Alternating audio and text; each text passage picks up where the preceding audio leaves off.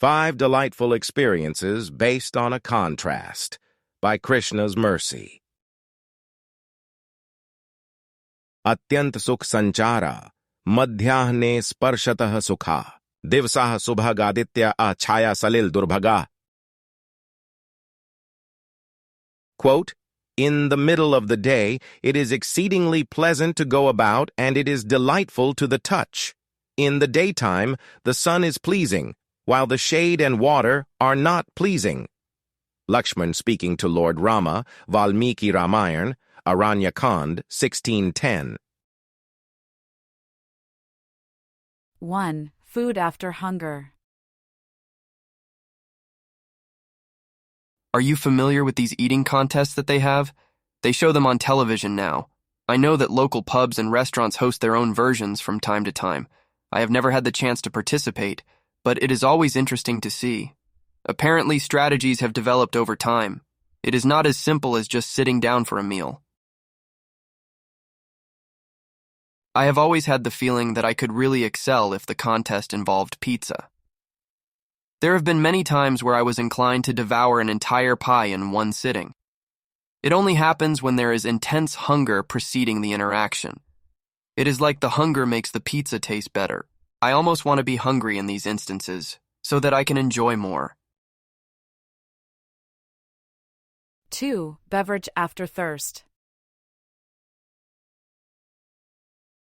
Do you ever feel as if you could down an entire liter of water in one sitting? As if participating in a chugging contest? Someone else daring you to do the same. The clock starting so as to note down the time it takes. I get these feelings often after intense exercise. Maybe I'm stuck in an office where there is limited access to the restroom facilities. Therefore, I intentionally limit my intake of liquids. Once I leave, I sit down to enjoy my beverage of choice. The taste is like no other. It is a wonderful experience that I actually look forward to. 3. Rescue after terror. You never really know how bad it is until you experience it for yourself. We were in one of those large office buildings in a metropolitan area. There was this loud sound followed by shaking. No one knew exactly what happened, but moments later there was an announcement over the loudspeaker system. We were told to evacuate. I immediately thought the worst. They told us to use the staircase, but that soon became overcrowded. We were stuck. No one was moving. I took a chance with the elevator system. I got lucky. I made it out quickly, all by myself. I later learned that a helicopter had crashed into the building, landing on the roof. That was the cause of the commotion. Let me tell you, that feeling of rescue was amazing. When I was finally back home, sitting comfortably on the sofa, I felt so great. It is like I finally appreciated life for everything that it has to offer. 4. Silence after noise.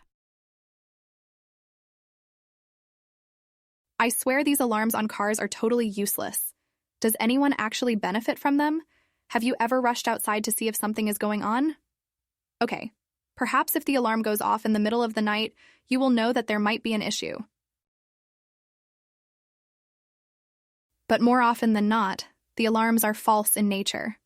They go on for hours and hours while the owner is away. The rest of us have to suffer. Let me tell you though, the silence after the resolution is like the greatest gift in life. I feel so much joy that it is impossible to accurately describe. 5. Sunshine during winter. There is a specific word in this regard: apricity. The warmth of the sun during the winter is particularly noteworthy because of a level of comfort, the increase in appreciation, and the gratefulness a person might not otherwise offer. One might be surprised to learn that we can find this same concept described in the ancient Sanskrit poem known as the Ramayana. One of the key tenets of Vedic teachings, supported by respected authorities like His Divine Grace A.C. Bhaktivedanta Swami Prabhupada and Prahlada Maharaj, is that no one in the material world is really happy. The joy they experience is false in nature. It is based on conditions. We see from the above-referenced examples that the enjoyment only exists with the presence of a preceding misery. Hence, the reliance on conditions. The wise say that there is a real kind of happiness which is more than sukha. It is a kind of ananda, or bliss, which relates directly with the properties of the individual soul.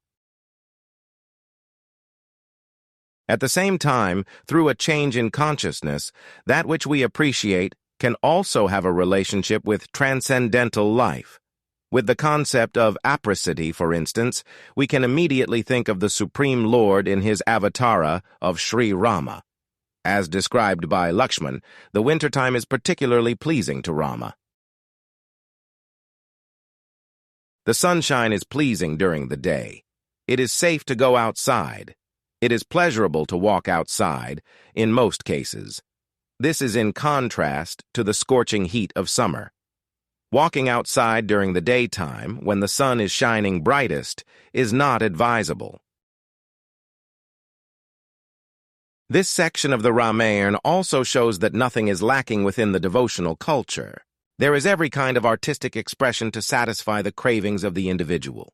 Devotional service, bhakti yoga, is not a dry and stale activity relying only on forced restriction with an accompanying lack of enjoyment. Rather, even during the cold of winter, we can appreciate the merciful appearance of the sun, who brings warmth in the manner of the son of the solar dynasty appearing in the glorious house of the Raghus. In closing, Like water after intense thirst, from hunger in the line first. The contrast enjoyment making, joy after misery first taking. Way for Sri Rama also to see, even in the cold of winter to be. Where though the days abbreviated, the sun in afternoon appreciated.